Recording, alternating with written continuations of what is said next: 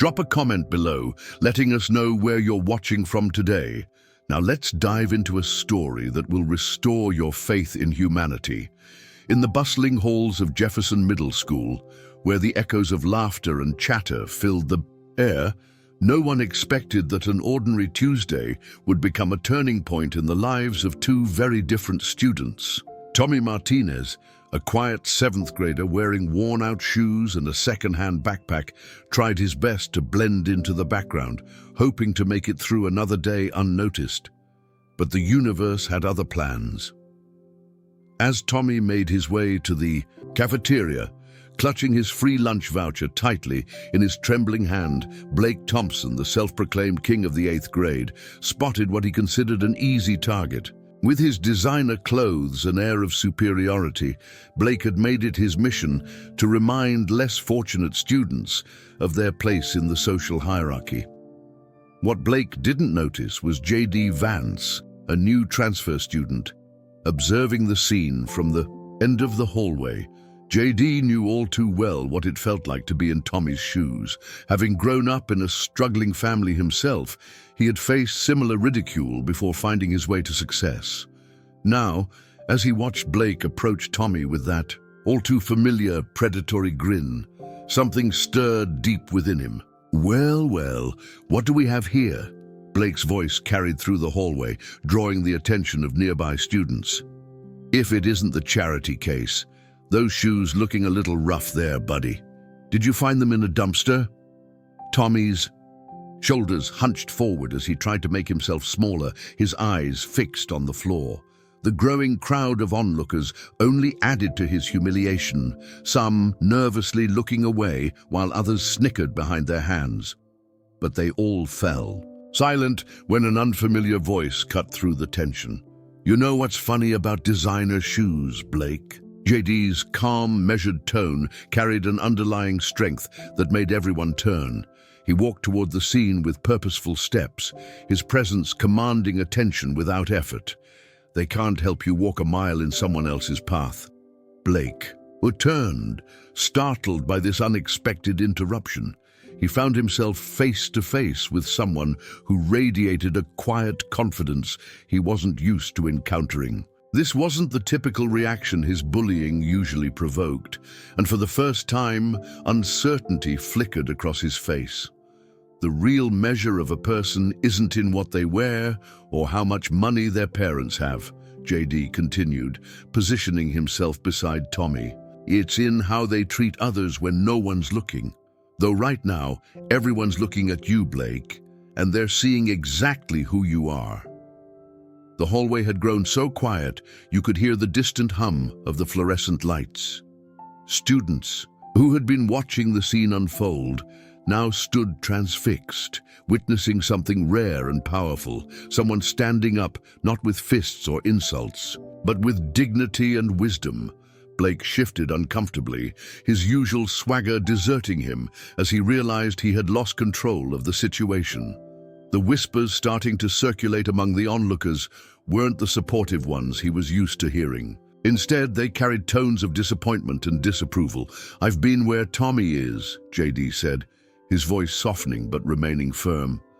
"And I've been where you are too, Blake, trying to feel bigger by making someone else feel small. But let me tell you something I learned the hard way. It never fills the empty space inside you. It just makes it bigger." The bell rang, its sharp tone cutting through the tension. But nobody moved.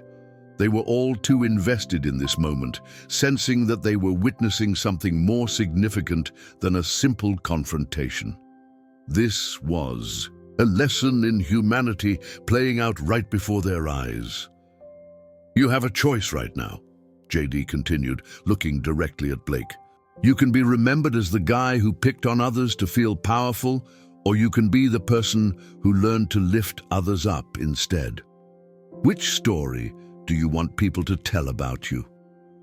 The impact of JD's words hung in the air, heavy with possibility.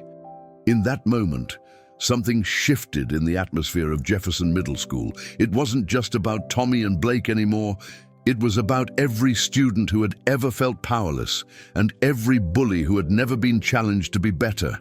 As Blake stood there, wrestling with emotions he couldn't quite name. JD placed a supportive hand on Tommy's shoulder. "Come on," he said gently. "Let's grab lunch. I hear they're serving pizza today." Then, glancing back at Blake, he added, "You're welcome to join us. Sometimes the strongest thing we can do is admit we were wrong and try to make it right." The crowd began to disperse, but the energy of what had transpired lingered in the air. Something had changed in that hallway, not just for Tommy and Blake, but for every student who witnessed it. They had seen firsthand that it doesn't take physical strength to stand up to a bully. Sometimes all it takes is the courage to speak truth with compassion. Little did anyone know, this was just the beginning of a transformation that would ripple through the entire school, touching lives in ways no one could have predicted. But that's a story for our next chapter. Word spread quickly through Jefferson Middle School about what had happened in the hallway that Tuesday. By the next morning, the story had taken on an almost mythical quality, with students from every grade discussing how the new kid, J.D. Vance, had stood up to Blake Thompson without throwing a single punch. The cafeteria was buzzing with a different kind of energy that morning. Students who had never interacted before found themselves sitting together, sharing their own experiences with bullying and discussing how JD's actions had affected them. At one table, Tommy Martinez sat with JD, no longer trying to make himself invisible. Instead, he held his head a little higher, encouraged by the gentle confidence his new friend exhibited. "I've never seen anything like that before," said Sarah Chen, a quiet 8th grader who had often been the target of snide remarks about her homemade lunches. She had joined their table, drawn by the protective atmosphere that seemed to surround JD. Usually when someone stands up to a bully, it just leads to more fighting. JD smiled thoughtfully, stirring his chocolate milk with a straw. Fighting back with fists only proves you can be as violent as the bully, but standing up with dignity, that shows you can be stronger in ways that really matter. As they talked, Blake Thompson entered the cafeteria. The usual spring in his step was noticeably absent. His designer clothes and perfectly styled hair suddenly seemed less like armor and more like a costume he had outgrown. He hesitated at the entrance, his eyes scanning the room before landing on JD's table. The cafeteria grew quiet as Blake slowly made his way toward them. Tommy tensed slightly, but JD's calm presence helped him maintain his composure. When Blake reached their table, what happened next surprised everyone. "Can I sit here?" Blake's voice was barely above a whisper, lacking its usual arrogant tone. The silence in the cafeteria was deafening as students waited to see how JD would respond. "Of course," JD replied without hesitation, moving over to make space. "There's always room for one more." Blake sat down, his movements uncertain, like he was learning to navigate in a completely new world. In many ways, he was. "I couldn't sleep last night," he admitted, staring at the table. "I kept thinking about what you said, about the story. People will tell about me." JD nodded encouragingly, understanding the courage it took for Blake to come forward. "The best stories are about transformation," he said, "about people who face their mistakes and choose to become better." As Blake raised his eyes to meet Tommy's, the weight of his past actions seemed to press heavily on his shoulders. "I'm sorry," he said, his voice cracking slightly. "I'm sorry for everything I said yesterday and for all the other times before that." Tommy, who had been quietly observing this exchange, straightened in his seat. "Why?" he asked, not accusingly, but with genuine curiosity. "Why did you always pick on me?" Blake's answer revealed more than anyone expected. "My dad," he started, then paused to collect himself. "He lost his job 6 months ago. We're selling our house, moving to a smaller place. I guess I was terrified of becoming what I made fun of. It was easier to push others down than to face my own fears." The honesty in Blake's confession resonated through the cafeteria. Students who had been pretending not to listen suddenly found themselves drawn into the conversation, moving closer to hear more. "That's the thing about struggles," JD said, his voice carrying wisdom beyond his years. "They don't care about what brand of clothes you wear or what neighborhood you live in. They visit everyone. The real question is, do we let them make us bitter or do we let them make us better?" As JD spoke, Ms. Rodriguez, the school counselor, approached their table. She had been watching the scene unfold with growing interest. "I couldn't help but overhear," she said, pulling up a chair.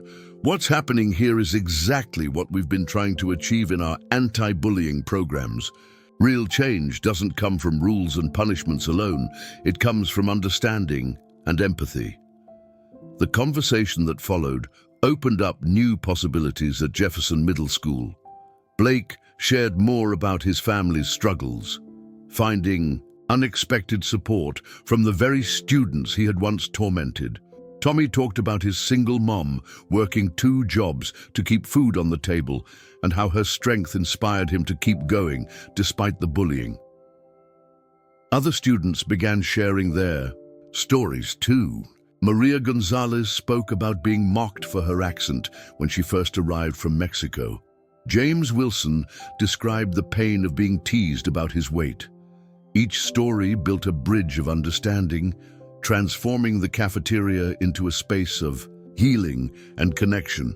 JD listened to each story, occasionally offering insights from his own experiences. "You know what I've learned?" he said, addressing the growing crowd. "The things people tease us about, our clothes, our lunches, our struggles, they're often the very things that make us strong. Every time your mom works an extra shift to buy you those school supplies, Tommy, that's love. Every time you help translate for your parents, Maria, that's skill. Every time you face a new day despite feeling afraid, Blake, that's courage." Ms. Rodriguez watched in amazement as years of social barriers began to crumble. "What you've started here," she told JD, "this is how real change happens, not through programs or policies, but through people choosing to be brave enough to be honest with each other." As lunch period drew to a close, something remarkable happened. Blake Thompson, the former bully, stood up and addressed the cafeteria. "I know I can't undo what I've done," he said, his voice shaking but determined. "But I want to be part of making things better. I'm starting a student support group. Anyone who's ever felt alone or scared or different, you're welcome to join. And if you see me slipping back into my old ways, call me out. I want to be better."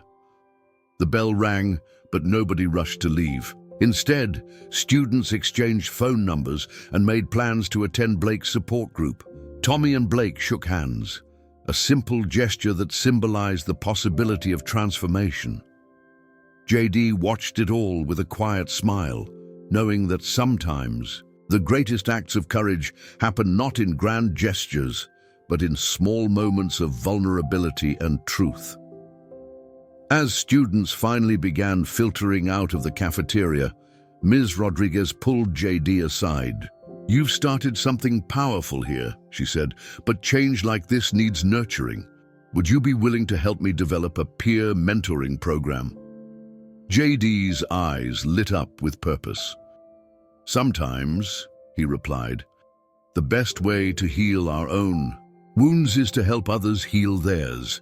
The day was only half over, but Jefferson Middle School had already begun its transformation. In the halls where cruel laughter once echoed, new sounds could be heard, words of encouragement, offers of friendship, and the quiet but powerful noise of barriers breaking down.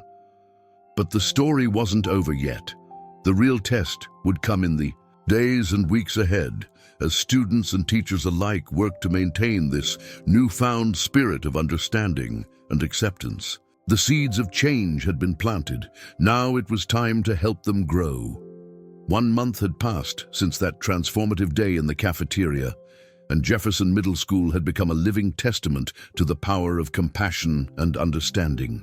The changes were both subtle and profound, rippling through the school community in ways that even the most optimistic teachers hadn't anticipated. Blake Thompson's support group, which began with just a handful of nervous students in an empty classroom, had grown into something extraordinary. Now called Breaking Barriers, the group met twice a week, filling Ms. Rodriguez's classroom to capacity. But it wasn't just the numbers that made it special. It was the diversity of students who attended. "I never thought I'd see this," Ms. Rodriguez confided to JD one afternoon as they watched students file in for a meeting. "Look at who's here. Athletes sitting next to math club members, popular kids sharing snacks with the ones they used to ignore. You've helped create something magical." JD smiled, but shook his head modestly. "They created this themselves." Sometimes people just need to see that change is possible. Inside the classroom, Blake stood at the front, a far cry from the intimidating figure he'd once been. "Today's topic is about family struggles," he announced, his voice steady despite the personal nature of the subject. "I'll go first, because leadership means being brave enough to be vulnerable." As Blake shared more about his family's financial difficulties, the late-night arguments he overheard, the shame of watching his father's depression deepen, the fear of losing their home, heads nodded in recognition. Other students began raising their hands, eager to share their own stories. "My parents got divorced last year," shared Jessica Williams, a cheerleader who had once seemed to have a perfect life. "I tried to hide it by acting like everything was fine, but that just made me angry inside. I took it out on other people, especially those who seemed happy." Tommy Martinez, who had found his voice over the past month, spoke next. "My mom works so hard, but sometimes it's still not enough. Last week our electricity got cut off. Before, I would have been too ashamed to tell anyone, but now I know I'm not alone." The peer mentoring program that JD and Ms. Rodriguez had developed was showing remarkable results. Older students were paired with younger ones, creating bonds that extended beyond the school walls. But perhaps most surprisingly, it was Blake, who had become one of the most effective mentors. "Blake has a gift," JD explained to Principal Stevens during their weekly progress meeting. "He understands both sides of the equation, what drives someone to bully and what it feels like to face your own demons. That makes him uniquely qualified to help others." The principal leaned back in his chair, looking at the statistics on his desk. "Disciplinary incidents are down 60%, he said, still sounding amazed, "and attendance is up. Parents are calling to say their kids are actually excited to come to school. Do you know what a miracle that is in middle school?" But the changes weren't limited to the school grounds. One Saturday morning, JD arrived at the local community center to find Blake organizing a clothing swap event. Students from Jefferson Middle School were setting up tables, arranging donated clothes by size and type. "The idea came from Tommy," Blake explained, directing volunteers. "He mentioned how hard it is to deal with growing kids and tight budgets. So I thought, why not create a system where we can all help each other? My dad's even getting involved." Says it's helping him feel useful again. The event drew families from all over the district. Parents who might never have spoken to each other found themselves sharing tips about job searches and affordable childcare.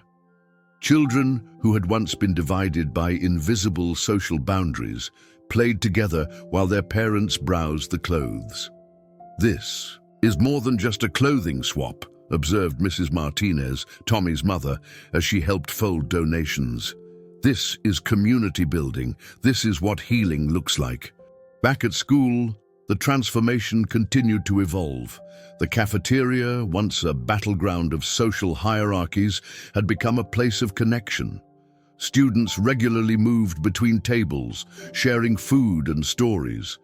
The invisible barriers that had once divided them, wealth, social status, academic achievement, were crumbling. Even the teachers noticed changes in their classrooms. "Students are more engaged," reported Mr. Thompson, the science teacher, during a faculty meeting. "They're working together, helping each other understand difficult concepts. The fear of being mocked for asking stupid questions is gone." JD's influence had created a ripple effect that touched every corner of the school.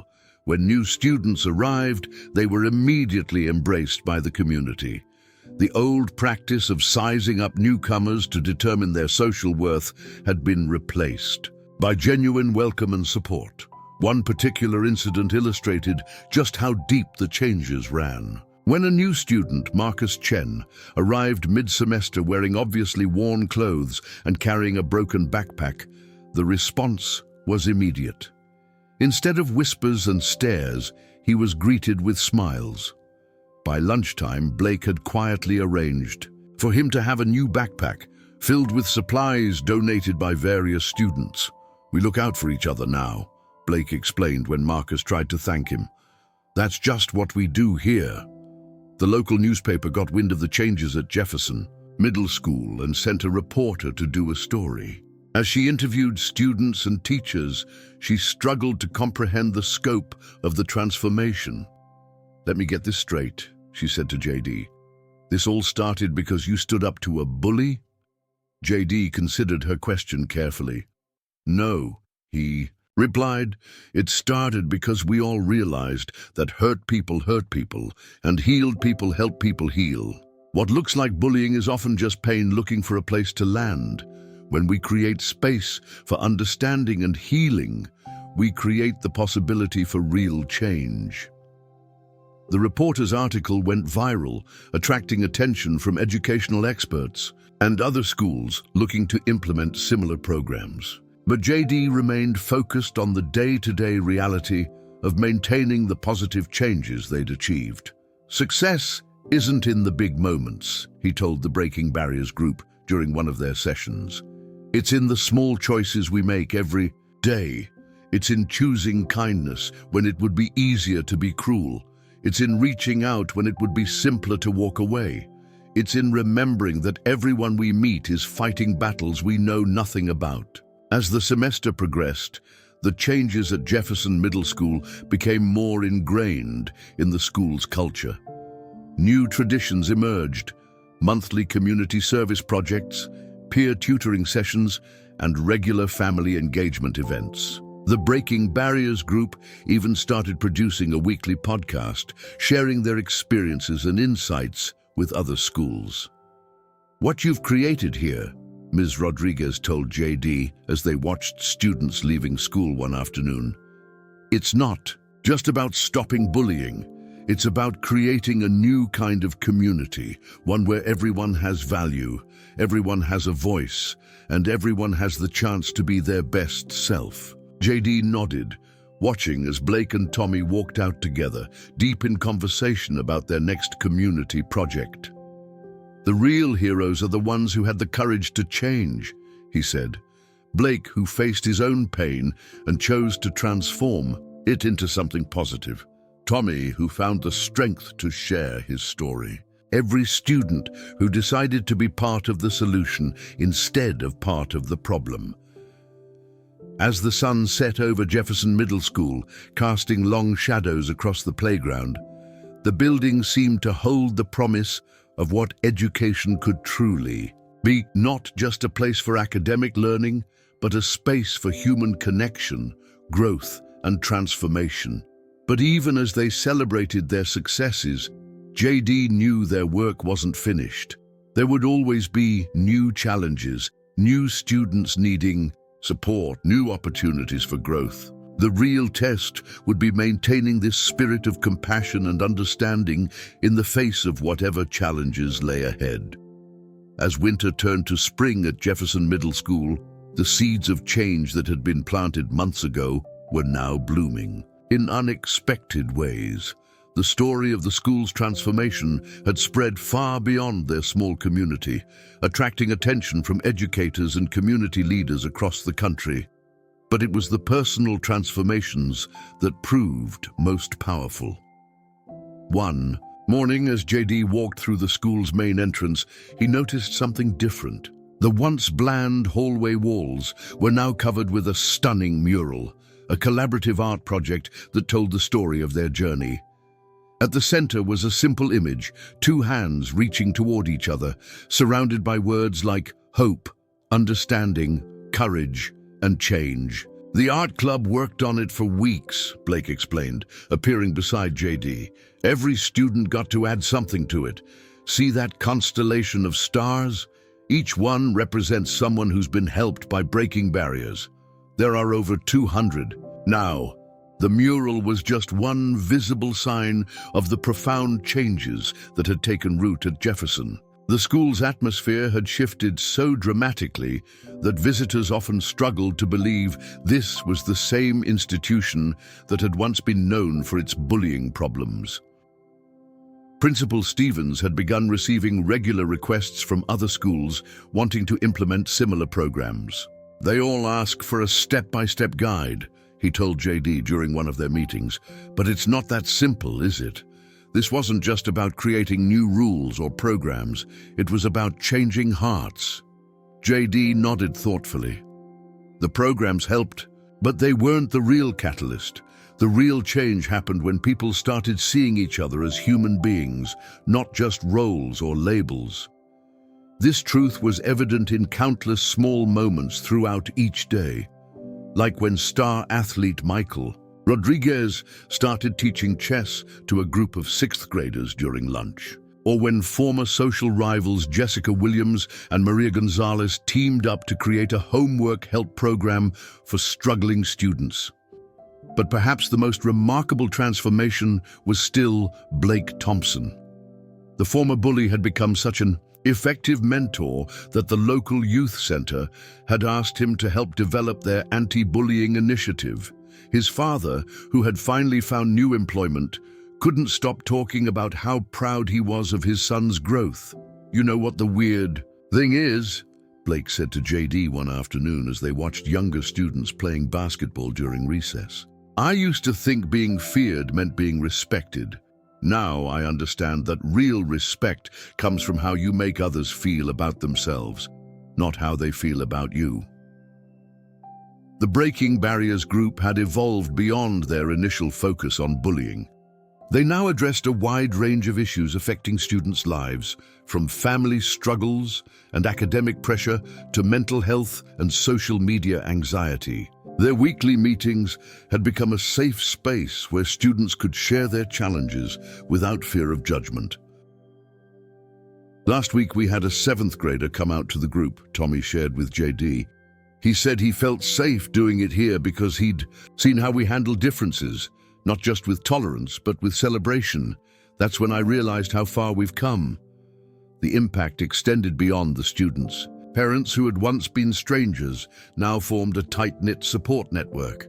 Mrs. Martinez had started a job search support group for parents, while Blake's father led workshops on financial literacy.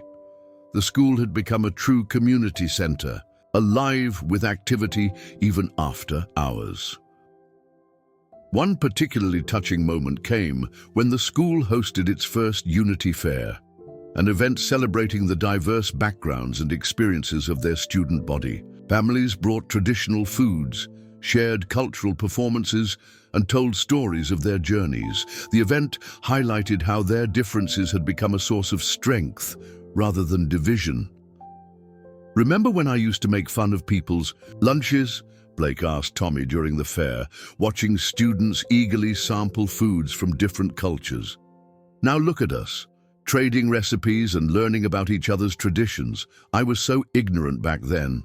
Tommy smiled, handing Blake a plate of his mother's empanadas. The past is just proof of how much we can change when we choose to. The school's academic performance had improved dramatically as well. With the reduction in social stress and the increase in peer support, students felt more comfortable participating in class and seeking help when needed. Test scores were up, but more importantly, engagement and enthusiasm for learning had soared. Ms. Rodriguez noted another significant change. The number of students interested in careers in counseling, social work, and education had increased substantially. They're not just thinking about their own futures anymore, she observed. They're thinking about how they can help others. As the school year approached its end, JD found himself reflecting on the journey they'd all taken. During One of the final Breaking Barriers meetings, he shared these thoughts with the group. "When I first stood up to Blake in that hallway, I never imagined where it would lead," he began, looking around at the familiar faces. But what happened that day wasn't just about stopping a bully. It was about showing that every one of us has the power to create change. He continued, his voice carrying the weight of hard-earned wisdom. "We often think big changes require big actions, but that's not always true. Sometimes all it takes is one person willing to stand up and say, 'This isn't right.' One person brave, enough to be vulnerable. One person ready to choose kindness over cruelty." The room was silent as students absorbed his words. Many of them had tears in their eyes, remembering their own journeys from where they started to where they were now. "But the real miracle," JD went on, "isn't what happened that first day. It's what all of you did afterward. Every time you chose, understanding over judgment. Every time you reached out to someone who was struggling. Every time you had the courage to share your own story.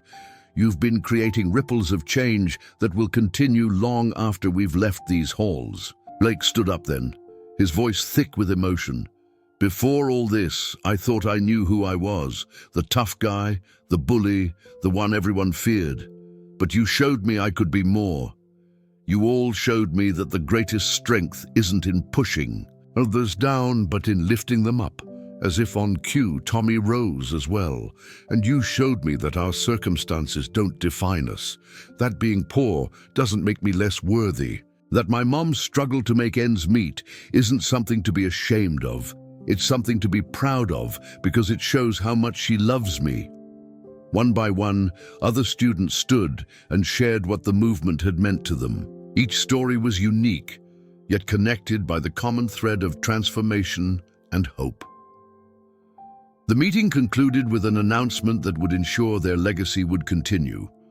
The school board had approved funding to implement the Breaking Barriers program in all district schools, with Jefferson Middle School students serving as peer mentors to help establish the program elsewhere. As students filed out of the room that day, Ms. Rodriguez pulled JD aside. "You know, when you first stood up to Blake, you didn't just change his life or Tommy's life. You started a revolution of kindness that's still growing. These students will carry these lessons with them forever." JD smiled, watching as Blake and Tommy walked out together, already deep in discussion about their plans to help launch the program at other schools. "That's the thing about kindness," he replied. "It's the only thing that multiplies when you share it." The sun was setting over Jefferson Middle School, casting a golden glow through the windows. The mural on the wall seemed to come alive in the warm light, each word and image a testament to the power of one person's choice to stand up for what's right. In the end, this wasn't just a story about bullying and its aftermath. It was a story about the transformative power of compassion, the strength found in vulnerability, and the incredible changes that can happen when people choose to see the best in each other. As JD walked through the halls one last time that day, he knew that while his initial stand against bullying had sparked this change, it was the collective courage and compassion of an entire community that had turned that spark into a lasting flame. The story of Jefferson Middle School would continue to inspire others, proving that even in the darkest moments, one person's courage to stand up and speak out can light the way toward a better future for all.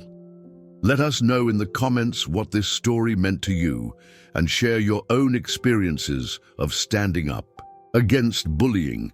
Together, we can continue spreading this message of hope and transformation.